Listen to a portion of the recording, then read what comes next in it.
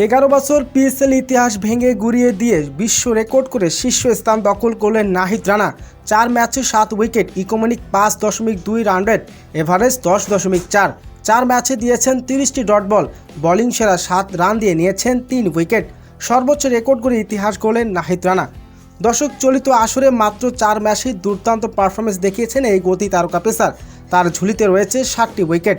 আর চমকপ্রদ তার বোলিং পরিসংখ্যান, ইকোনমিক রান রেট 5.2 গড় 10.4। এর পাশাপাশি 4 ম্যাচে দিয়েছেন 30টি ডট বল, যা প্রতিপক্ষ ব্যাটারদের উপরে চাপ তৈরি করেন দারুণ প্রমাণ করেছেন তিনি। নাহিদ রানার সেরা বোলিং এসেছে এক ম্যাচে, যিনি দিয়েছেন মাত্র 7 রান, তুলে নিয়েছেন 3টি গুরুত্বপূর্ণ উইকেট। তার আগুনঝরা বোলিংয়ে দিশেহারা হয়ে পড়ে প্রতিপক্ষ ব্যাটার লাইন আপ।